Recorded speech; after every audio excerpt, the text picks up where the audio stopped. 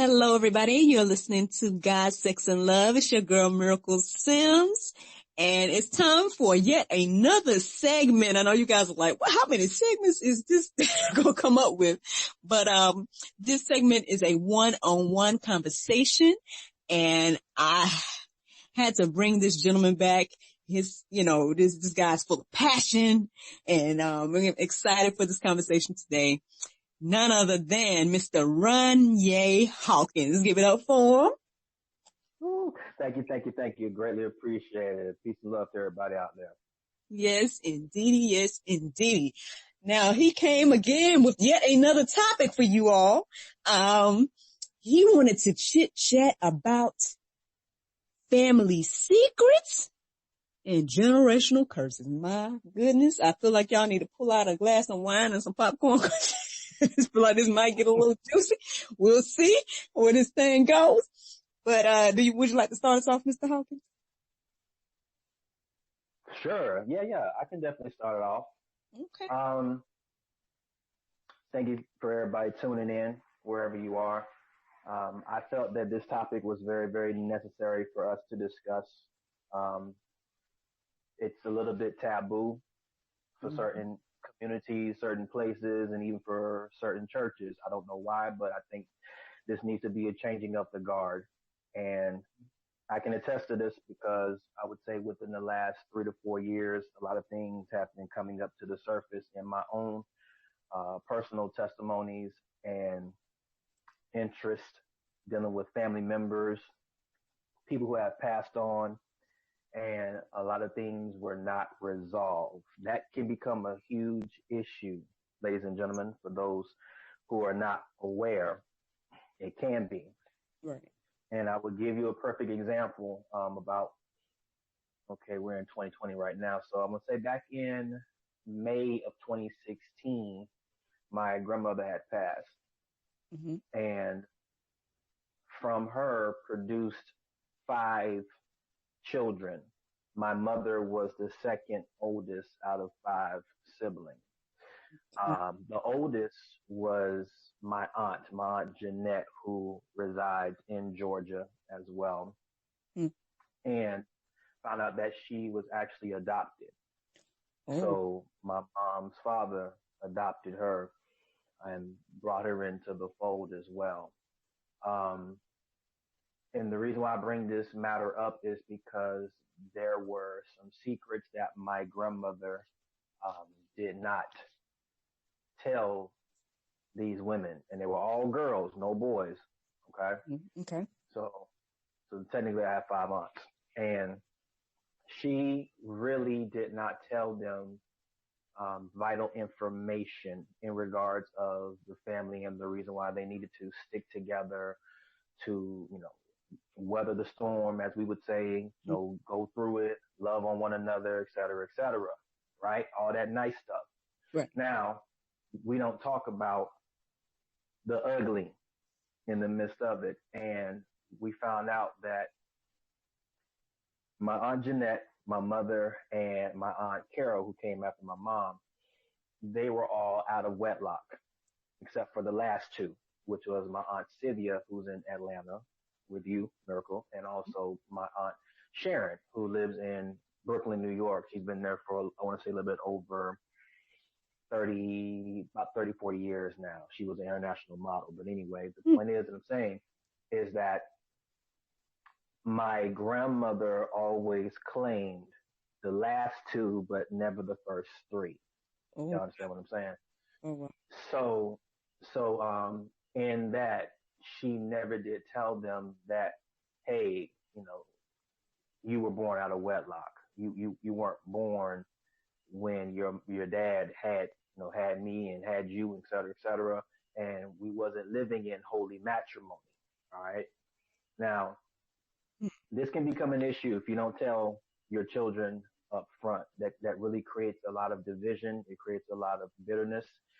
It creates a lot of resentment. And then also there were some things that my mother began to tell my grandmother right before she had passed. She started to heal herself around 2010. So she began to go to my grandmother and began to ask her questions like, well, how come you never said that you love me? How come you got a problem with hugging me? How come you got a problem with, you know, showing emotions and affections and things like that? You know, because my mother always said to me while I was growing up that she never felt like she had a family. She never felt belonged. She felt like she was an alien. She felt different. She always felt like there was something off with her family, Mm. especially the connection between her and my grandmother. And then, not to mention with her father, and even though my grandfather was a very successful individual back then, that time period in the 1960s and mid 60s, and all that stuff, and he did very well for himself. You know, he had two jobs, and he was a very skillful man. He did roofing and he did construction work and all this type of stuff only on the sixth grade education. However, Mhm. here we go. There's some things that granddad didn't tell them, and they slowly started to come up to surface. Now, I don't know, ladies and gentlemen, if y'all want to get down this rabbit hole with me, but I'm going to let you know right now. One of the things that they did not tell my mother or my aunt, and they began to find out for themselves, was that my granddad was a 33rd degree Mason. Okay. Okay. For those y'all in tune, no, I'm not a conspiracy theorist or anything like that, but I do believe there is an evil force that is operating in this world and within the system. And back then, when you're talking about the Freemasonry, you're talking about, as they say, the elite or a certain group of people. And when black folks got into that little sector there, they felt as if it was a come up that they needed to do, especially within the civil rights movement. They thought that if you were able to join this particular group, that guess what? Now I have some advancements I can do or try to help the family to propel forward and establish, a future for my children and secure them. But they had to do certain things in order to not only join rank, but to advance in their ranking as well. So that's another thing that my mother discovered. That's another thing that my aunt discovered. And that's the reason why they felt a certain way towards them. That also was not good. And then we found out that my grandmother was going along with it, but then she had stopped going to the little meetings and things like that. Because of that situation, Dad was like, well, secretly, he went and got somebody else on the side. Oh. Okay. Okay. So that became a mess as well too, and grandma knew this, but she didn't say anything about it and just kind of played it along like it's all well and good, and she was always a, what they call a socialite, very extroverted, wanted to be the who's who, have all these different titles, titles in church, status, do this, do that type of stuff. And she would always wanted to flaunt. And that's the problem. Mm-hmm. We all know that that's an issue. You got to have this issue of just excessiveness and wanting to have attention all the time. And that's never, ever a good thing. Because now what you're doing is, and as I learned through counseling and reflecting on a lot of things, you find out that when people are very excessive like that and they always want to seek attention, is because they're missing something in their life. Mm-hmm. Mm-hmm. Now, going back to the point, family secrets, if you're not careful, it can demise the family dynamic. For sure. People are at each other's throats and they don't even know why until they start to dig and find out why they're doing what they're doing. And why does my aunt operate like this? Or why does my grandmother operate like this? So the point is, going back to May of 2016, when my grandmother had passed, more and more things began to unravel, because when my grandmother had passed, my cousin was taking care of the house where she lived in. So she asked her mother, my aunt, to move in to take care of the house and make sure that, we keep it together and, it's like one of those family monumental pieces, right? So that's what she wanted to do. And as my aunt was cleaning up the house and getting everything together, she began to dig within, grandma's possessions and started to find out piece by piece, document by document, that she left some things behind that she never did tell the family. Hmm. Okay. That's very, very detrimental to us. Right. And then they putting it so to life is like a jigsaw puzzle. So you got one piece over here, another piece over here. So now you're trying to navigate and try to put the pieces together. You're like, oh, so that's why she acted the way that she acted when this happened back then. Mm-hmm. Okay. Hmm. Hmm. Yeah. But that's never a good thing because now it's like, what are you saying to your family? That means that you don't really care about your family now, does it? I always tell people secrets are like cigarettes. It can slowly kill you. Mm. That. And if you don't do something about it, it's going to continue to become very cancerous, which also creates going into the generational poisonous cycle as well. So Right. Right. Yeah, there were a lot of things. Basically, long story short, that again, it was good that my father made my mother aware of. So then, but she in turn mm-hmm. made me aware of. The thing about my situation is that my father passed before I was born.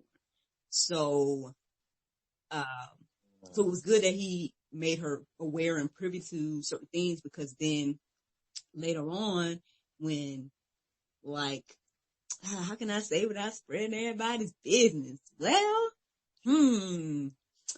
I don't know if there's a way to say it. Basically, I mean, um, how can I say? Well, long story short, um, it's very interesting that he was here and that I was here because he was born, um, during a moment of separation between my grandfather and my grandmother. So, of course, my grandfather Okay. is not my father's biological father.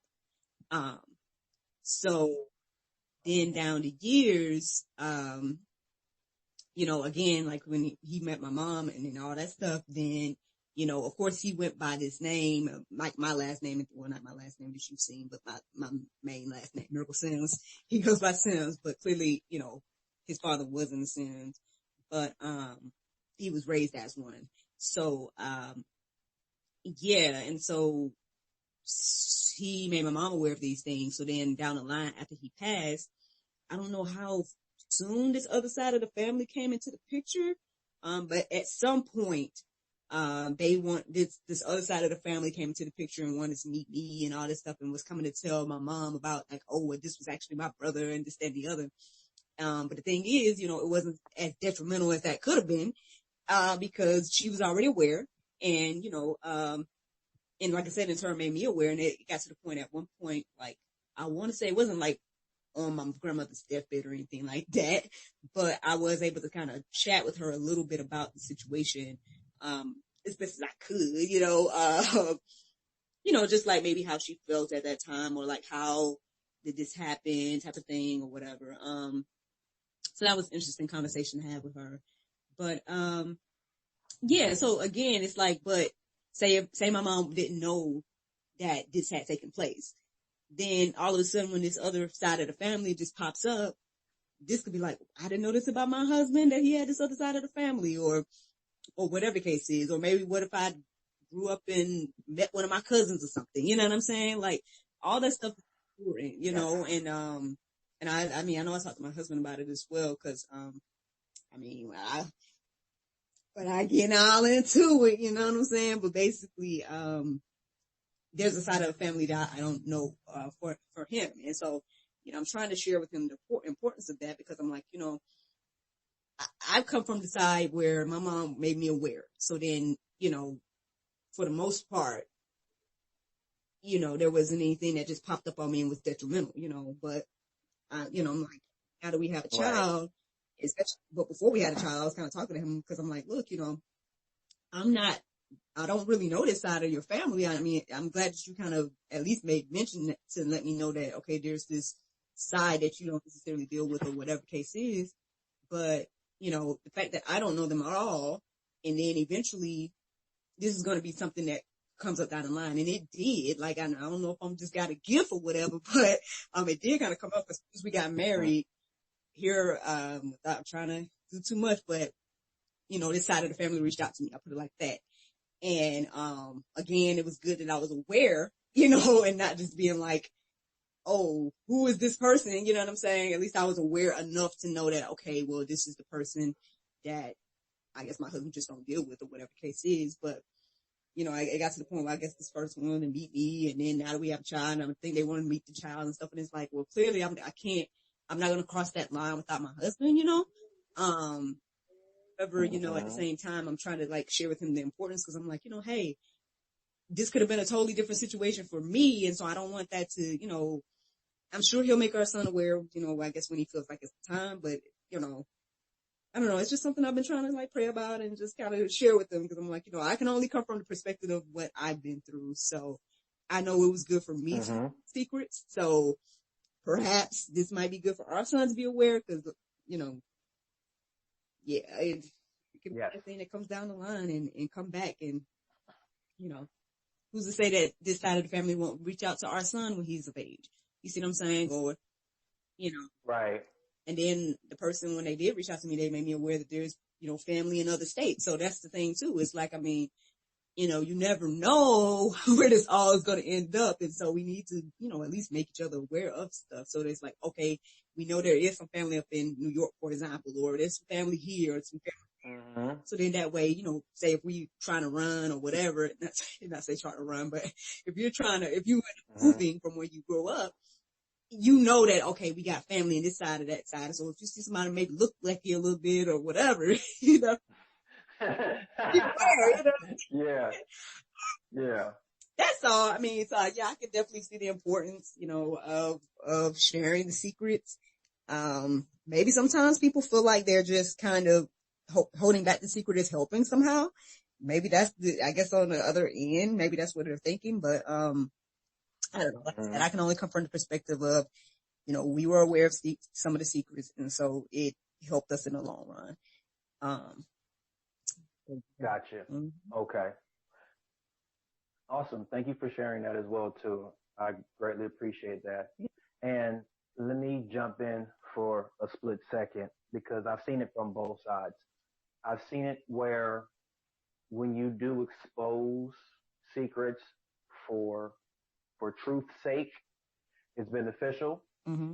But if you don't share those secrets on the other side of that, it can be very detrimental and it can be very, very toxic and very hurtful on the other side. And I've witnessed both.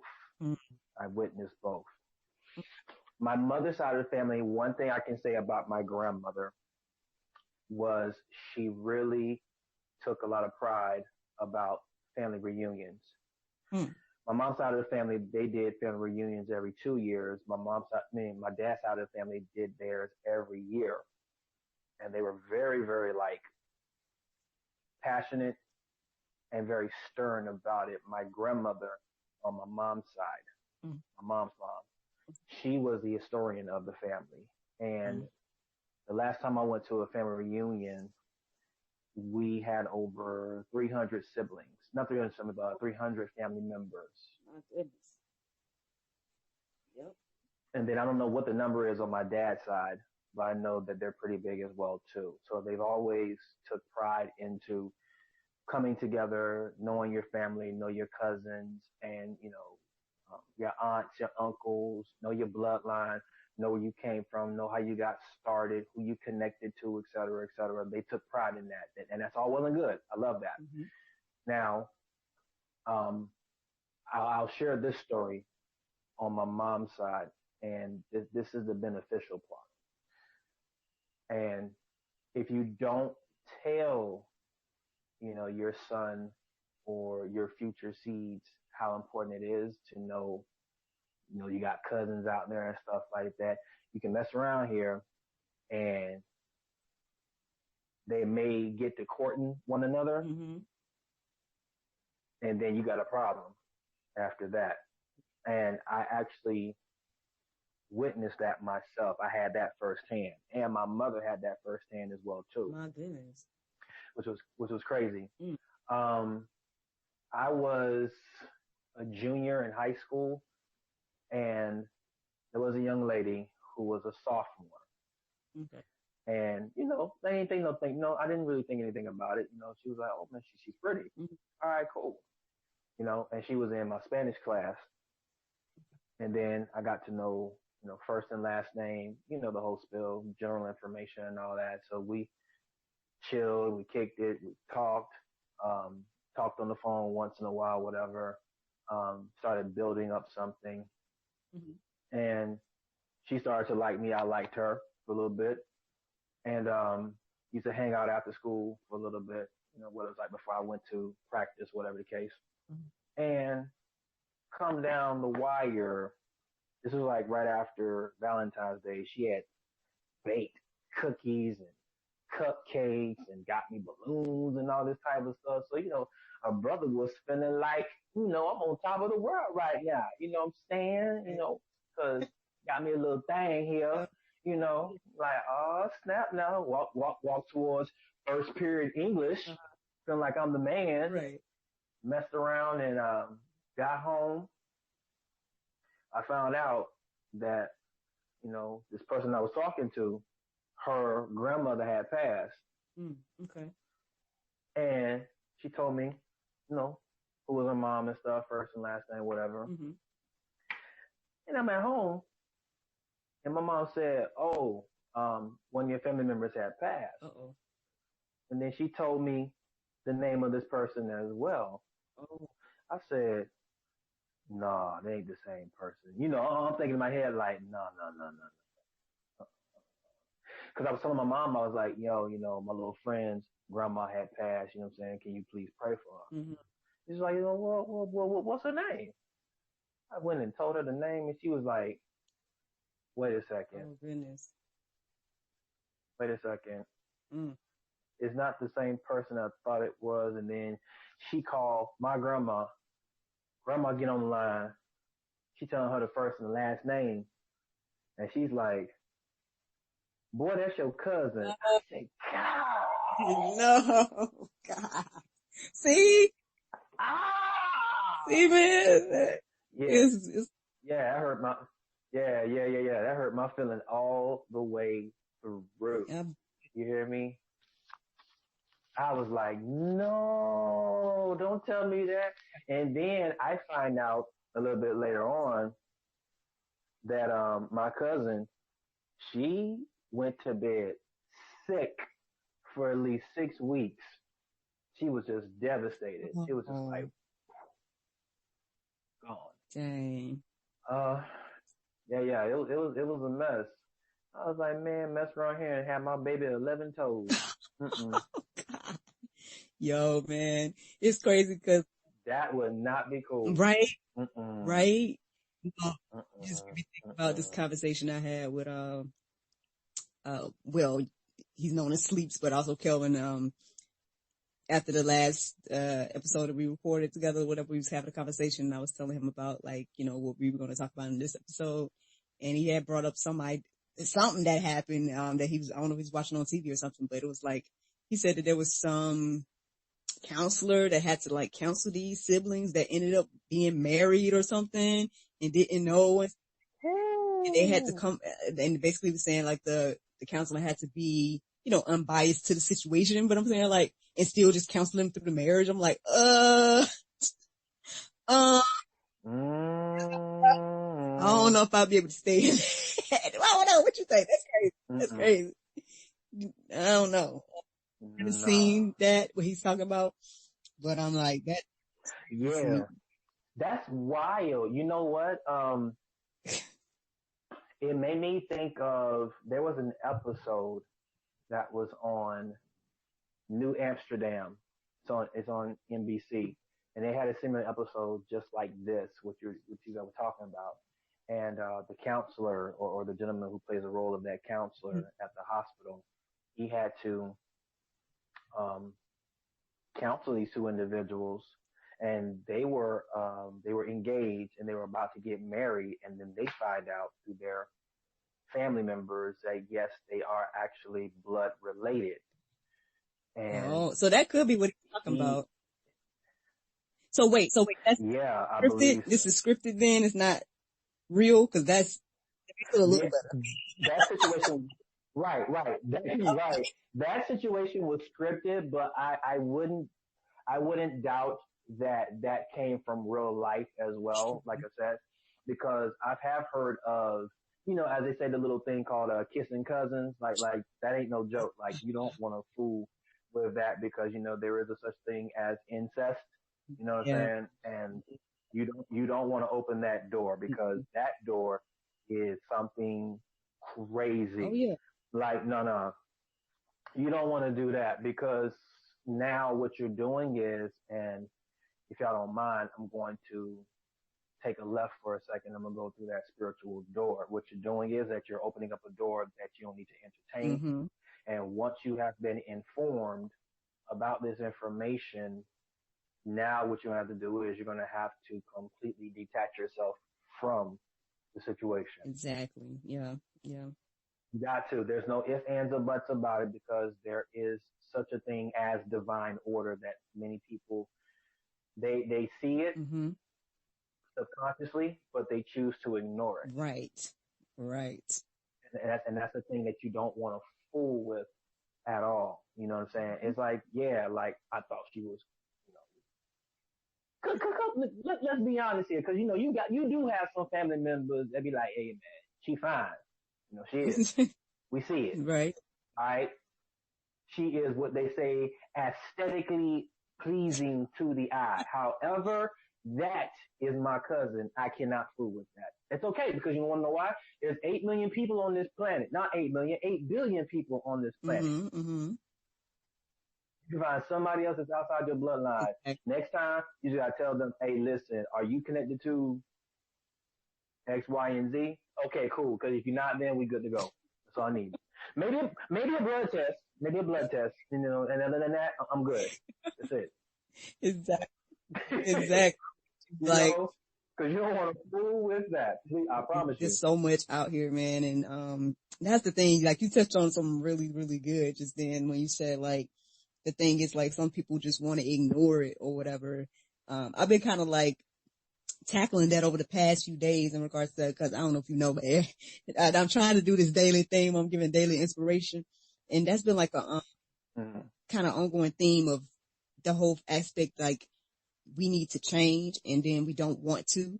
And then it's between the Mm-hmm. flesh and stuff like that. It's like, man, like, Mm-hmm. instead of just, on one hand, it seems so easy because it's like, okay, if I find out this person is my cousin, or I find out this person is my sibling, or whatever the case is, I might need to change. I might need to change that thought I had about them. You know what I'm saying? But some people Mm-hmm. just want to let that flesh win. And it's like, is Yes. it worth it though? Like with all the stuff, like there's already going Right. on when you're not like related to somebody. You know what I'm saying? If you not got, you know what I Mm-hmm. mean? And then you want to add that to it too. It's like, we can change our minds, people. Like you got a free will.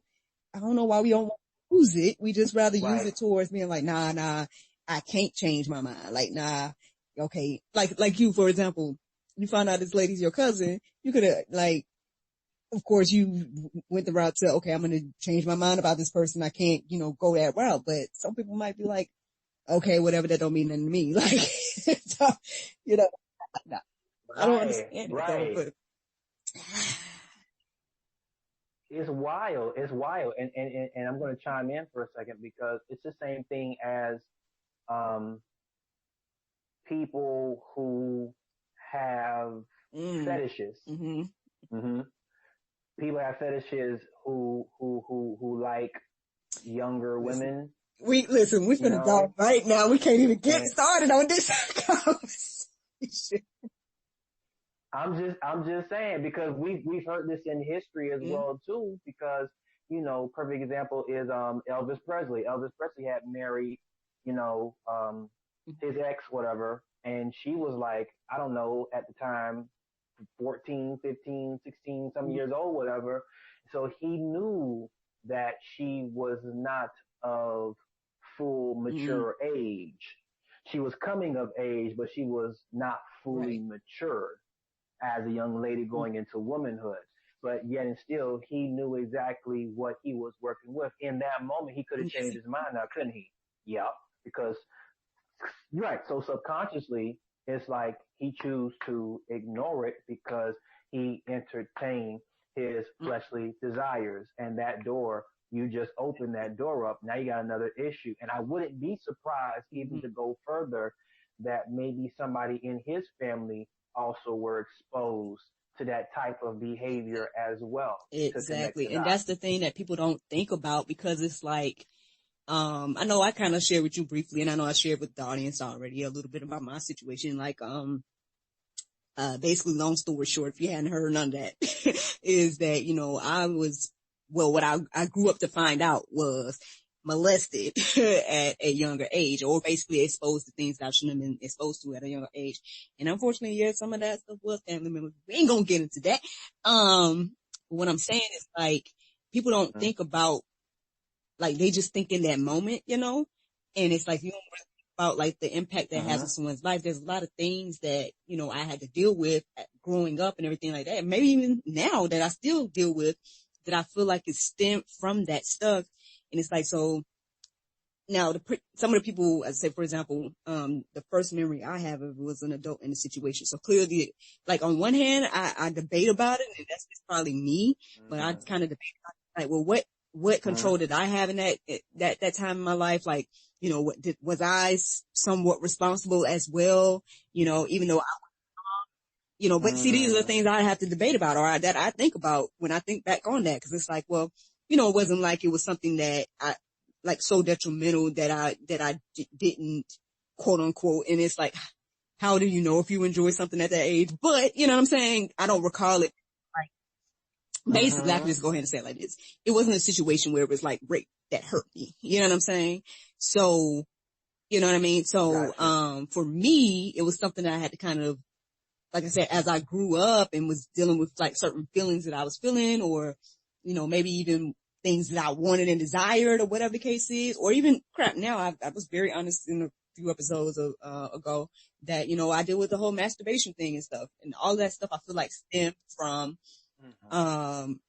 that stuff in my past. And it's crazy because I was even in a conversation with my husband about it. Gotcha. Like, dang, I know that I have this strong desire in this area, and which is probably why I started God, Sex and Love. Mm-hmm. But anyway, I have this strong desire in this area, and I'm like, I feel like sometimes, like, is something wrong with me? Like, am I wanting to get more than other people?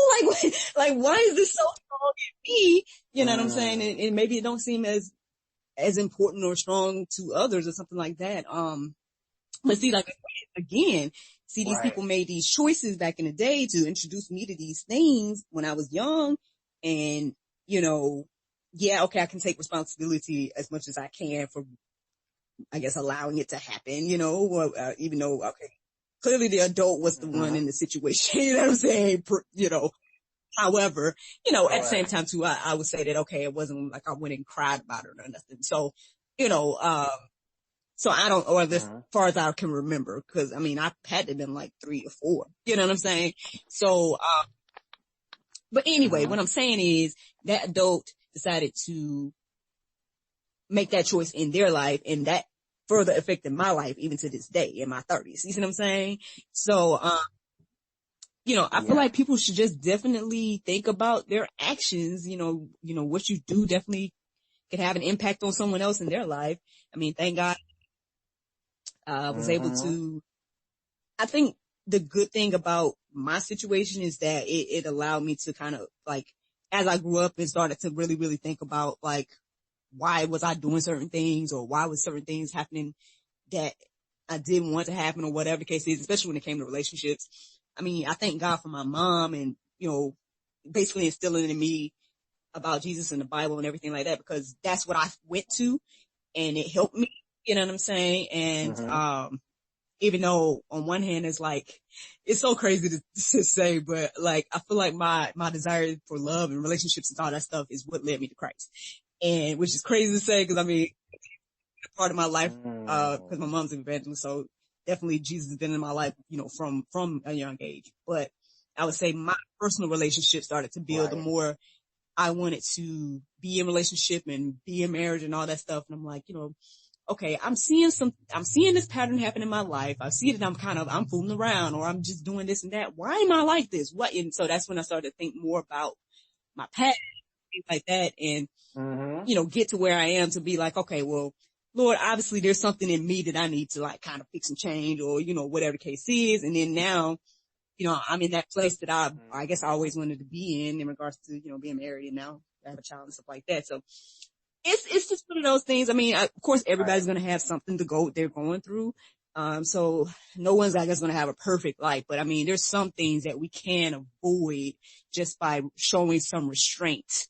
You know what I'm saying? Like, even if you do have that desire, for example, for a younger woman or whatever the case is, like, I mean, people don't want to show no restraint though. That's what it is, Mr. Ronyai. Like, they don't want to take no responsibility for their actions. They don't want to show no restraint. They just want to Yes. do. And Lord, then, yes. and then it affects other people's lives and then they don't care. Like, I mean, and now it even got me to the point where I'm like, I mean, it's sad to say, but I'm sitting here trying to figure out like, how soon should I let my son know about all of this stuff so he won't go through what I went through? Cause if this thing 3 or 4, he's 1 now. I gotta tell him when he's 2 in order for it not to happen, what happened to me. You see what I'm saying? So it's, Yes. you might want to go on and take it now cause I say about that. Oh my gosh. But let me tell you, I'm grateful that you are sharing this side as well because this is what I'm talking about, to have these kind of conversations and to engage where people don't feel like they Right. are alone in this process. They're trying to figure it out as they go along, in life and, why they do what they do. And if you never sit down and really tackle it, then they're going to continue to keep seeing these things pop up in their life, even when they connect with somebody and saying, you know what, hey, I would like to get to know you a little bit better. I would like to, form a bond with you if that's possible, to sit down and to even discuss something of that magnitude. But a lot of people don't do that. A lot of people don't want to take full responsibility for their actions. I mean, let's just go here then. The Bible even talks about Right. having self-control, which is temperance. They don't even have that. They're not even showing that. And then also the one of the issues that I have with humanity is this, is that people don't question why they do and what they do and how they affect other people while they're doing it. Where did all this come from? They never stop to even think about that. Since you opened up the door, I'm going to go ahead and piggyback off of what you just said, because I know this may help somebody else as well too. Going back to secrets, is that there was a lot of things that I've experienced in my childhood, which I encountered adult-like situations before my whole coming of age process. It just popped up in front of me. One thing I learned as I was unraveling and peeling back all the layers in my own time was, number one, it's never your fault. Right. Yeah. It's not your fault. It's not your fault. So just go ahead and take that thorn out of your side now. It's not your fault. It's not your issue. It's not your fault. It's the person who had the audacity to do that to you because someone did that to them, and then someone did that to them. Now here you go. Yeah. This toxic, poisonous generational cycle that keeps popping up. When is somebody going to actually stop it and say, I'm going to allow this to stop with me? I've even had to talk to an old friend of mine just last month, I just told her, she hit me up because she saw what I was doing, on my social media and stuff, and she wanted to congratulate me. And she said, "Hey, Ronyai, I got a lady friend of mine, and she's a school teacher, by the way. Mm-hmm. She's in North Florida." She said, "Hey, Ronyai, I got a lady friend of mine, and she's been wanting to, get out on the dating scene again, and meet some gentlemen and things like that. I just want to know, are you still single? Are you still available? Would you like to talk to her? Blah blah blah." And I said, "I appreciate you for reaching out to me and asking me. I was very thoughtful of you and kind. Mm-hmm. I appreciate that. But I said, as of right now, I'm choosing not to be engaged in a relationship right now as of this moment. My focal point right now is my relationship between me and God mm-hmm. and my career. That's it." So I respectfully decline, because the reason why I respectfully decline is because, again, I am man enough, and then I'm also a man who is striving to understand mm-hmm. the ways of God, trying to put everything together and say, you know what, let me work on me so that I don't affect whoever this woman is that God has in the wing for me. And hey, and then you're hoping and then also you're hoping that the person that he has set aside for you is working on themselves as well. So it's one thing to be, again, I say it's one thing to be aesthetically pleasing to the eyesight because that's how a man is. Well, I'm hoping that your heart is just as beautiful as your shell. Yep. So back to my point, there was a lot of things that I had encountered growing up, things that I felt that I should have never ever encountered. But then I realized that every experience that I've been through, it's going to help somebody else to understand that, one, it's not your fault. I could have held in a lot of different stories to my mom or to my dad, whoever the case may be, but I chose not to. It was probably one situation I told my mom like years and years later, and that's why things were affecting me in my life the way that it did. So just to give you guys a couple of examples, I was touched inappropriately twice in my life. Yeah. Okay. One time when I was at 10 years old by my fourth grade teacher, and I come to find that my fourth grade teacher was wrestling with same-sex attraction. Okay. Now, at that moment, I could have not said anything at all, but because how cool my mom is and how real she is, she always said, listen, if anybody makes you feel uncomfortable, you better tell me and let me know so I can handle it. I said, all right, cool. And then when I told her about that situation, she was hot. I bet. She was livid about it. Yeah. Okay. So she had to get off her job and take care of that matter. And my dad found out about it as well too, talking about somebody who is 6'2", 220 something pounds. Oh yeah. That's an issue. So, he wasn't even playing the radio with that. So that situation, thank God it only stopped there, but I understand. Then fast forward to when I became 12 years old, that's when I was exposed to pornography for the first time by a childhood friend of mine. His mom was working. She had two jobs, so she barely wasn't even at home. It was just him and his brother. So we hanging out right before we go to school and jump on the school bus to go to middle school.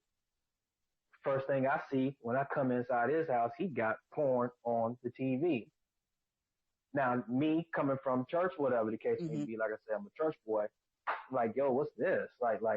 This felt very uncomfortable for me, so I walked out of the house. Come on now. But just the fact is that also the images were held in my mind. I'm a very visual person. Okay. So that was something else that I began to wrestle with later on in my life. So then at 15, Then I had to deal with my high school friend's sister. She was in the same neighborhood with us, 5 duplexes away from my parents' house. So when I found out that, her sister stayed there, I was like, yo, I'm gonna come through. So she's like, all right, cool. So then me and her, we hanging out in the garage, minding my own business. Her sister wanted to come and touch me inappropriately. I was like, yo, tell your sister to get off me. Oh, well, no, we don't do that. What's she doing? So then when that situation popped up, because she's like in her late 20s, early 30s. And here I am sitting at 15 years old experiencing this for the first time. Not even for the first time, but for the second time. This happened. Then out of nowhere, her boyfriend stops at the house, walks through the garage, looks at me as if like I'm the intruder, like, hey, what you looking at me for? Like, I'm not talking to her. So he walks past the girlfriend, goes into the kitchen, comes back out with a massive butcher knife, about 5 inches long. Okay? Not even 5 inches, I'm sorry, 5 feet, I would say. It was pretty big. Like, I'm talking about one of those steak knife, like I'm getting ready to cut a porterhouse steak, okay?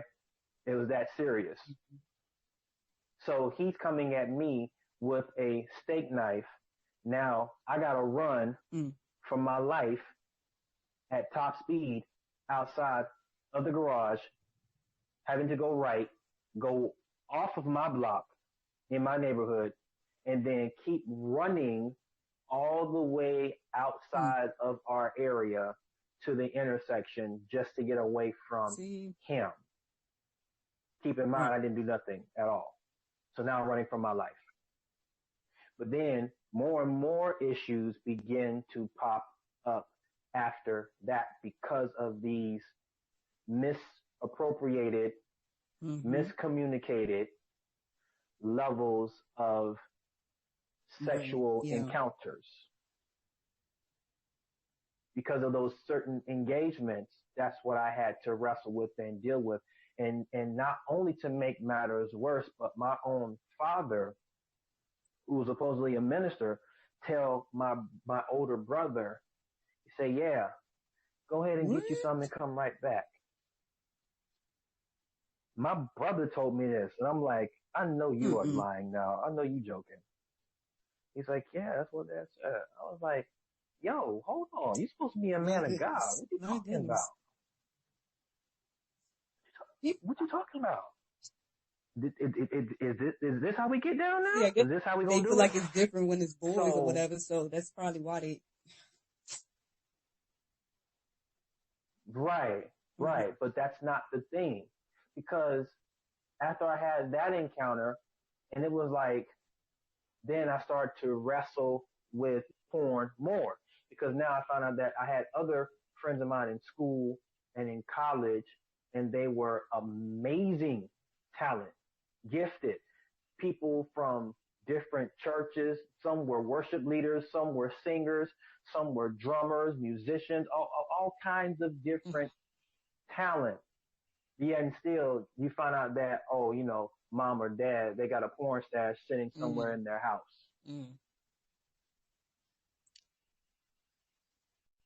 That's a family secret. Why are we not talking about that? Why we're not open with that when clearly we know what the word tells us in that matter? So now I had to wrestle with that situation and masturbation and many other things as well too that go down the line. We don't talk about that stuff because why? It's so taboo. No, don't talk about that. We'll talk about everybody else that's getting money from the church, but no, not the sex part. Well, hey, that's my whole point for this. Like, I definitely wanted it, to be a platform to talk about all those subjects in an open way. We believe it's important. I mean, I guess when you come from different perspectives with it, I mean, of course the conversation is different for a married couple, for example, versus single people versus kids, right. And I think that, I don't know why we're getting on this. don't know if I'm ready for this conversation right now, but I'm just basically reminded of like everything that's going on right now and how, is kids are being exposed to, again, I feel like adult themed things at this point. And, and I can't help but think of my situation, you know what I'm saying? And like, why are we exposing these kids to this? Why are we even giving them options as if like sex is a real thing that they need to be even talking and thinking about at this age? Like, you know, I'm saying like, Yes, correct. this shouldn't even be no conversation. Like they should even be like kids. Like, you know what I'm saying? Like I don't feel like babies come out knowing about sex or any of that stuff. So if they do, then that's the problem. Like they've been exposed to something that they should not have been exposed to. Like clearly, that my situation might not have been rape or anything like that. But at the same time, again, I didn't probably learn that it was something wrong until probably kindergarten or so after 5 or something like that. But by then it had already happened to me. You know what I'm saying? So, it wasn't anything that I necessarily talked about. I probably didn't talk to my mom about it until maybe had to have been high school, but that still didn't mean anything much because, I still went into college with some of those same thoughts and things or whatever and had to deal with, acting on certain things and stuff too at that time. And so, and then it just got to the point where I just was like, I mean, again, I probably share all of that in a whole nother situation because I mean, I know we don't feel for hours talking about this, but, I can share more about my situation and everything probably later, but I would just say that the things that I was dealing with went through college and it got to the point where I was like, all right, well, Lord, I hear that this or that is wrong. And I know what I've been taught. Let me figure out for myself, like what I feel about this. And so for me, it's good that I guess I feel like it's good that I went to the word every time I had questions. But I know everybody probably is not like that. You know what I'm saying? So that's why. And a lot of people don't care, like we were saying earlier. Like a lot of people, they've been exposed to certain things when they were young, and they just going on with it, and it doesn't matter to them. But I thank God for the word, thank God for that being instilled in me. So then, at least when I was going through my battles, I could at least go there and then get some understanding to know, okay, now what do I need to do now that I'm equipped with the information that the word is telling me, or whatever. You know what I'm saying, but again. Like I said, even now I have to sit here and debate, I have a 1-year-old and I'm sitting here like definitely not really wanting to take him nowhere. Like nothing against family. Like I'm sure his grandparents and all that ain't going, I'm sure he's good and in their care, but in my mind, I do as much as I can that he's with me. You know what I'm saying? It's like, and again, it's like with everything that's happening now and people exposing children to all this sexual talk and all this stuff at these, like, dang, okay, I gotta tell my son, like I said earlier, I gotta tell him when he's 2. As soon as he's able to understand, I gotta let him know X, Y, and Z about all this stuff. So at least I got a leg up on what the world trying to tell him. Crazy to me that I gotta have this conversation with a 2-year-old. You know what I'm saying? Like he may not fully understand nothing what I'm talking about or whatever. He'll be 2 this year, and I'm sure he's not gonna fully understand none of this. But what am I to do as a parent when I know that something happened to me at 3 or 4? You know what I'm saying? Like, not trying to get emotional about it or nothing, but it's just like, people need, like, showing restraint, not giving in to temptations and all this stuff. Like, all of that stuff is so important because, and I think the thing that bothered me, and again, I don't know, the thing, like, what I experienced in college, the thing that bothered me about the situation was, one, as I got more and more, again, I have to tell my story another time, but as I got more and more into the situation, I think what opened my eyes about it was that I didn't necessarily look at the person that I was dealing with as a person. I just only kind of looked at them as a plaything, and I was starting to see that. And I was like, okay, obviously in my mind, I wasn't thinking that this would be a deep thing, but it's becoming a deep thing. So now I have to decide like how I want to handle this at this point, and like I said, I went to the word and was like, okay, well, I have to change this thing in my life because it's not adding up to what I want or whatever. And so in the long run or whatever. So, obviously that's the route I went, but at the same time too, I still had to kind of, it's not my fault, but at the same time, I have to deal with the fact that I feel like responsible for that person now. You know what I'm saying? Because I mean, they decided to figure out with their life. And, so that's another thing too, that it's like, that I had to deal with and be like, all right, well, at the end of the day, this person is an adult. They can make their own decisions. I made my decision, not my decision or whatever. These are all the things, like, I don't know. I mean, I guess maybe for me and you and for maybe people like us, I mean, maybe we think too deep or, or whatever, but, eventually I have to kind of, and I guess that's that part of what we were saying earlier, taking responsibility for my part in it. Like, yeah, okay, I know you're saying it's not my fault, and I received that. I do. But I was just letting you know my thought process about everything. As like, when I thought, I'm like, okay, well, Miracle, now maybe you really didn't fully know what was going on, clearly. Obviously, you liked whatever was happening. You know what I'm saying? Because it was a situation where, and who knows, maybe I did talk to my mom, but I don't remember talking to her about that stuff when I was young.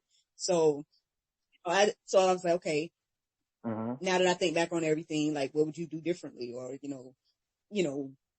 anything you would have done differently at that age. Or maybe you should have talked to somebody else. Now that you know that this wasn't necessarily something that was good that happened to you or whatever, like maybe, I would encourage these young kids now after me that, hey, I didn't discuss my situation or whatever.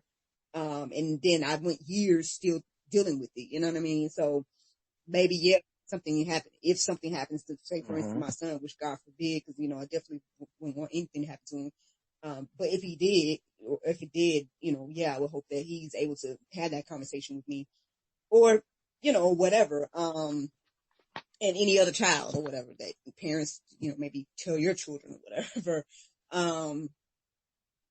But yeah, or even like I said, fast forward into college and still dealing with those thoughts and everything else. It's like the fact that I say we, cause I feel like we just said that we both kind of looked back on our lives and was like, okay, where did taking responsibility for our own actions and stuff. The fact that we considered this person in college to be, like kind of taking responsibility for what I did that affected their life, and then vice versa, like, okay, making the choices for me about, okay, I need to change this aspect of my life and take responsibility for what actions I'm going to do moving forward. Like, we gotta do that. I mean, people don't want to take responsibility, or people want to just be like, oh, you know what, I don't like. People want to just use it and just be like, this is my truth or whatever, and then don't want to like use their God-given free will to, like, we talked about that a second ago, like, make a different choice. You know what I mean? So yes, make a different choice. Yeah, want to changing the situation for what it truly is, and I apologize, I don't want to interrupt you, but I just want to like jump in real quickly. And the thing is, and I say it like this as my own personal testimony as well too, because I can recall when I was 14 years old, going into high school, and I have plenty more, and we'll talk about it later on in other segments. But one of the things that stands out for me is that when I figured out that some of my family members did not believe that I was going to succeed in life because they looked at my father, because, my father, he had a promising future, but he had messed up and he went to jail for 4 years. So fast forward from there, he met my mom and they tied the knot and blah, blah, blah, and all that type of stuff. Fast forward to when I hit 14, it was two major events that happened when I was 14 years old. Number one, I witnessed my uncle die of AIDS. That's the first thing. The second thing was when I found out that I had, one of my aunts was, everybody got that nosy auntie in their family. And, she was always wanting to know, was I talking to somebody? You got a girlfriend, all this type of stuff. When I found out the reason why she was doing what she was doing and she was so intrigued was because she was sexually active at a very early age.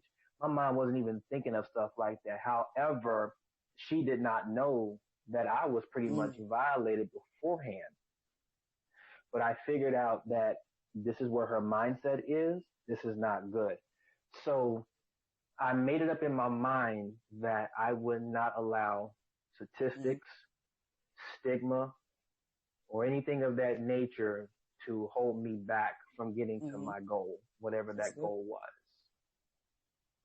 And as soon as I did that and I made a vow to myself first, Mm-hmm. I made a vow to God about Mm-hmm. the situation because I spoke it out loud.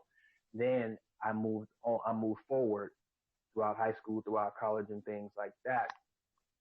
And then coming back to the point of Mm-hmm. when you build relationships with people, or you want to start a relationship with somebody in particular, and let's be clearly honest, because our human flesh, we want to entertain certain things, or, you know, let's get to the, as I say, let's get to the Right. Yeah. line, but don't cross it.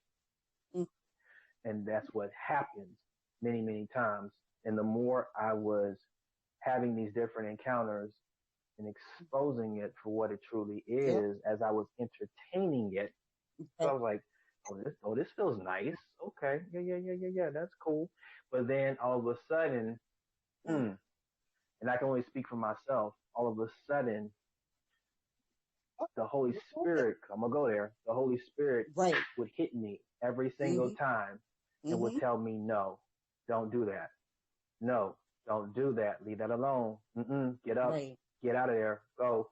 You know, and it would mess the person that I was dealing with their mind up every single time. And they'd be like, Ryan, what are you doing? Why you not doing? Nah. I'm gonna do something a little bit different because this is not you. I see you in a different light. I'm not gonna do that. I'm not gonna do that to you. But the good thing is what I've recognized as I went a little bit later on in my life, as I reflect back on it, and the reason why I did what I did was because God was saving me Oh yeah. Oh from yeah. disaster. It wasn't about the Mm-hmm. sexual encounter part or the Mm-hmm. foreplay or whatever the case may be. What it was this, that he was keeping me from Exactly. entertaining demonic Exactly. And activity. mm-hmm. Because the people I was dealing with were My actually goodness. witches, Mm. practicing witches, matter of fact. See, that's the. I mean. Yes. Because even it's crazy, yo, because some of them will even say that they know Mm-hmm. God and that they know the Bible. But at the same time, it's like, no, you're practicing that, and that's a problem because God was trying to save me Mm-hmm. from that Mm-hmm. situation, and He Mm-hmm. did. So just Yeah. wanted to No. Yeah. chime For in real sure. quickly Like on that. that. It's Go ahead. real because, and that's the thing. Like I know that it's not popular to say the whole save yourself for marriage. And, and obviously, I didn't, held on as much as I could. I really did. And I didn't probably let go into, like in my 20s or whatever, but still what I was dealing with was, again, all the foreplay stuff. Like, and that's where I would say in my 20s when I started to really be like, all right, Lord, well, I know I want marriage. I know I want this and that. Like, why am I still just fooling around? Like, why am I allowing, like, and I had to just really think about that thing. Like, why am I just doing this? And like, why is it like that for me? Um, but yeah, I definitely believe that Mm-hmm. that's very important to try your best to hold on because it's like, yeah, you are exposing yourself to other people, what they're dealing with. I know we kind of talked about soul ties and stuff like that, and like one of our first panel discussions and stuff like that. All that stuff is like real, like Mm-hmm. so. It's without going back into all of that. It's just like it's it's difficult, I would say, because even with like for a long time, I'm like, how am I? Well, I said, how am I a celibate freak? Like, how is this happening to me? Like, how did that happen? Um, but, I know it's Mm-hmm. difficult to do and like to try to hold on and stuff, but I feel like it's just it's a beautiful thing to do that. And if you really do find that person that you can share that with, cause like even now, like I said, in my marriage, I'm sitting here dealing with things in the past, like maybe thoughts of, people, guys we might have fooled around with in the past, or, or if my husband's not doing this or that, it's like, Right. here I am thinking about this or that, it's like, just, it's Mm-hmm. real. Like, I mean, we all just need to kind of just have some type of self-control. Definitely when it comes to this whole, I know we talk about secrets, and I guess this is touching on the generational curses thing, but I mean, all that is, think about your future generations. If you don't want them to go through what you went through, do something different. You know, you got to do something different. That's right. That's right. You have to do something different in order to get different results. And also, this is something else that's tying back into the family secret situation. And my mother, like I said, I'm very close to my mom and to my brother and to, some of my other friends as well too, like my brotherhood. My mother shared something with me many times. Like I said, she's like an open book, tell you anything. When we were living in Kansas City, this is like before I was born, all of that. Well, come to find out, and this is like before, my father wanted to do the whole church thing. He was out there running the streets, doing whatever he wanted to do, and he messed around and was cheating on my mom. And the mistress that he was dealing with, she ends up getting pregnant with twins around the same time that my mother had me, or was getting ready to have me. Now, what's crazy is that she saw this in a dream. And she turned around and asked my dad, is there anything that you want to tell me? And of course, like most men would do, play stupid. And be like, no, girl, what you talking about? Ain't got nothing going on. All right. So eventually, after I was born, then in August, mid-August, was when the twins were born. But here's something crazy. Probably within a few weeks later, what? They died because of insufficient lungs. Their lungs were not fully developed. But I got here. Right. By the grace of God. My goodness. Mm-hmm. You know what I mean? So, because my mother has always been known for doing the right thing or trying her best to do the right thing. And when she found out about that, she told him, well, you handle that, go bury them, come right back. That's how strong she was. The point is that them secrets can end up killing relationships and families if you're not being upfront with that person. My thing is, why do you feel like you need to go and tiptoe and, like TL said, creep behind your significant other? Why can't you just have a conversation and sit down there and talk? Yes, I also discovered that some of my uncles and my father, they have high testosterone levels and high sex drives and all this type of stuff. Yeah, most men do. But here comes the point again of saying what? Exactly. Learn how to control yourself. Learn how to control yourself. Because the matter is that, yes, sex is a beautiful gift. It's a beautiful benefit to the package if you do it properly, because there's always instructions. And people choose to ignore those instructions because they want to do it backwards and they want to do it how they want to do it, but it's not in the order to what God established it from the very beginning. That's why when I talk to God, I say, listen, everybody has given me the wrong definition of what sex and love is. Not including my mother. I love my mother. She gave me the real deal. But for as the men's perspective, every single one of you jokers have given me the wrong definition. I need somebody to tell it to me straight. So I say, God, you show me. You're the one who created it. Come on. You're the one who said that it was supposed to be good in a union. So talk to me and let me know what's going on. Show me. So that's where I'm at in that regard. And that's for anybody, whether they're married, single, whatever the case may be. If you're struggling, tell somebody, talk to somebody about it, because again, those secrets eventually will begin to take hold and they will rot you out. They will completely make Right. you poisonous and it's not good, because the times when I thought I was doing the right thing, whatever, my flesh start to act up and stuff. And I'm like, Mm-hmm. man, I ain't trying to do that, but like, Right. I'm still entertaining this situation Exactly. here, Lord. Like what's up with Exactly. this here? Like, this don't feel good, man. So then I went to him. I started talking to him about it. I was just like, all right. Then I had to find out why. And I always tell people, find out your why Right. to why you're doing what you're doing. Once you figure that part out, then it's like, then it should be smooth sailing after that, because like now you're saying to yourself, I don't want it to happen to my future generation. I don't want that to happen to my seeds, my son, my daughter, to experience things like that because somebody did not want to take full Exactly. responsibility for Exactly. their actions. Because there's more It, to it than just sex. Let's just put it like that, y'all. It's more to it than just sex. It's actually to sit down and have a conversation with somebody and be like, look, I went through X, Y, and Z. exactly. Yep. There it is. And then your partner should do the same thing as well, vice versa. So that why?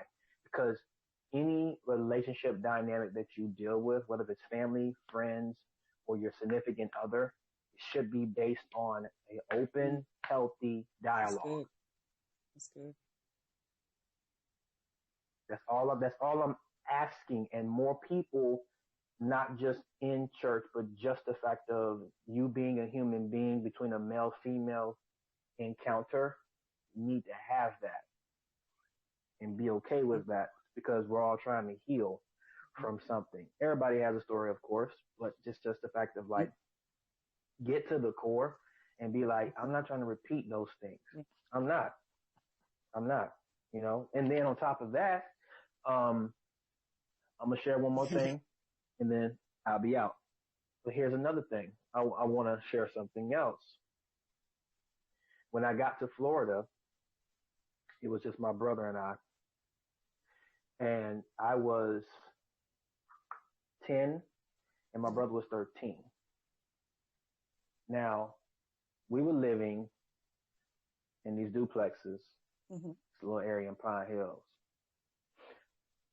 My father finds out, and he never told us this until we come back to Florida.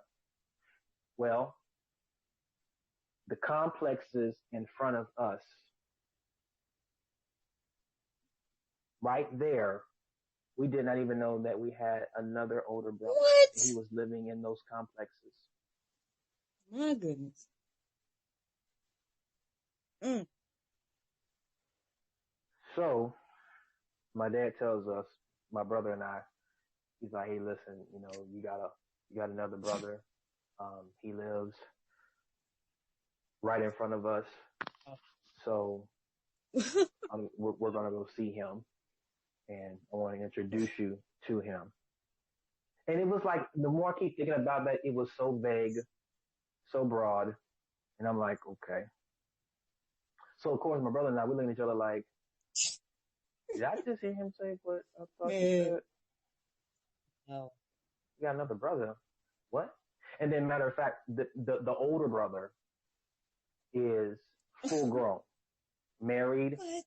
has children, you name it, See. everything, Mm. everything.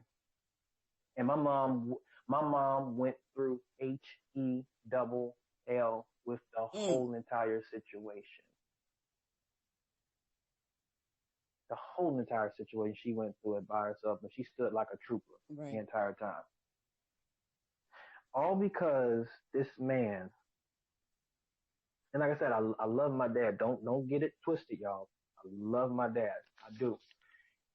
But it's it's it is his decision making that would kill and Mm. divide a Mm. family. That's the thing that people need to fully understand. So the whole entire time I'm thinking it's just me and my older brother. We find out we have another brother that's older than the both of us.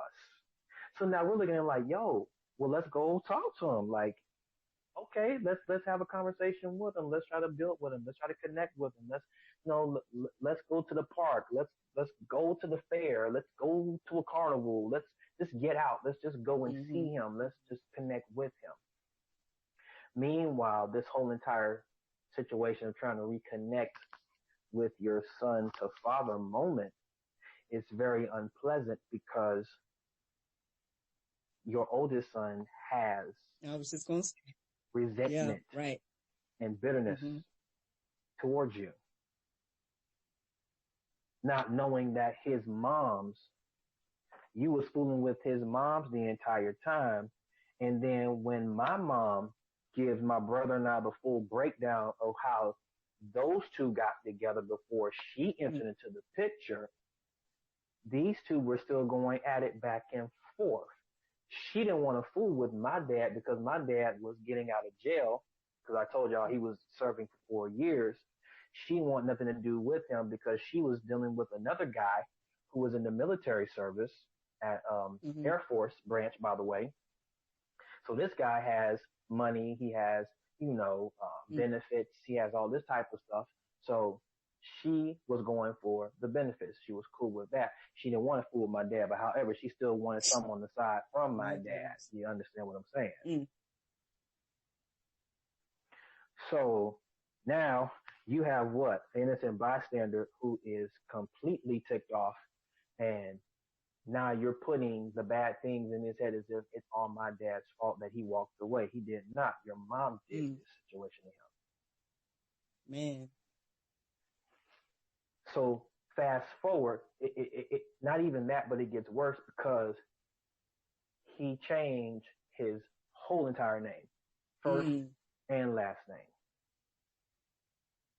all because his mom said to do that. No, you're not going to be a Hawkins. You're going to be a Hester.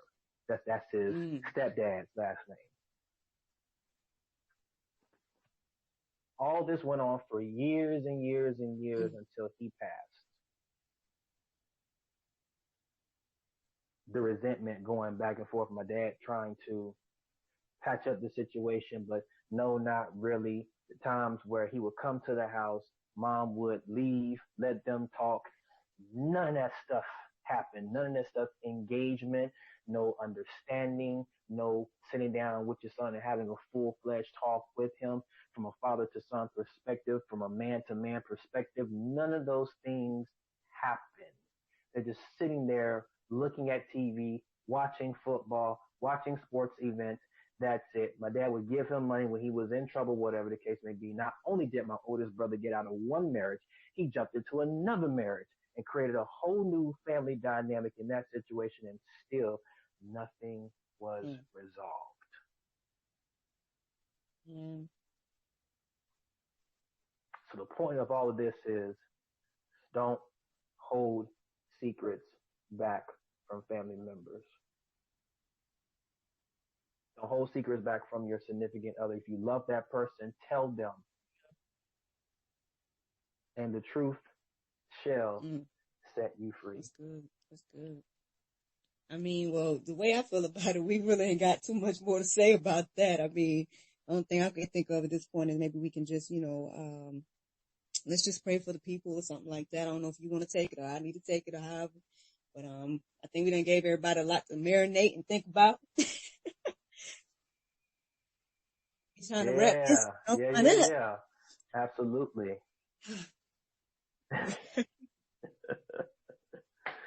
Oh my gosh. But okay. I mean, if it's on me, I don't Okay, mind. that's I cool don't then. mind doing it. That's cool. Take your lead on that thing. Yeah. Okay. All right. Well, thank you all so much for tuning in. Thank you so much for listening. And I hope and pray that, that there was a takeaway for anybody out there who's listening. Um, please talk to somebody. Please get some help. Go get some counseling. It's okay to feel what you're feeling, but don't stay in that same place or in that same position. You have purpose. You're here for a reason, and you are loved. And just know that somebody loves you out there, and they want you to succeed. Okay, so um, We're going to do this quick prayer. Father, I thank you for today. I thank you for your kindness and your continuous unlimited mercy and grace and favor and abundance. I thank you for everything that you have done and what you're getting ready to do. Father, I thank you for this session. I thank you for Miracle and for her family and for those that are tuning in. Father, I thank you for them as well. And I pray, God, that if they are hurting in any area of their heart, I pray for healing to them. I pray for restoration to them. I send forth now the spirit of reconciliation to them, to their family members, or to their significant others or loved ones. And I pray, God, that you would give them a safe space, give them a healthy dynamic, be able to create brand new relationships, restore the relationships that were once broken, the ones that were rooted in distrust and disrespect and dishonor.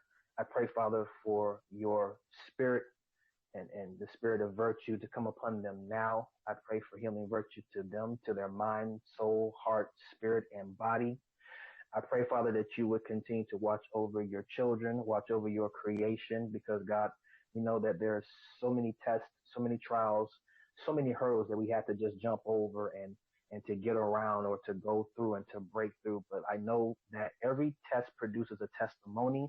And I know, Father, that every mess that we've been through turns into a message. So I thank you for using every single story and every single encounter that we have ever crossed, that it will be used for the advancement of your glory and for your word and for your kingdom. I send forth now healing to everyone who is hearing me under the sound of my voice. I pray for health. I pray for wisdom. I pray for knowledge. I pray for understanding. I pray for patience. But most importantly, I pray for the spirit of self-control, which is temperance to everyone, male and female. Please help them. Give them strength in their time of weakness. Let them know that your grace is sufficient. And let them know that they can always come to you because you will never, ever, ever turn them away. Thank you again. Amen. Amen. Well, friends, you are listening to God, Sex, and Love. Thank you so much, Mr. Ronyai. I enjoyed this one-on-one. Looking forward to the next one. All right.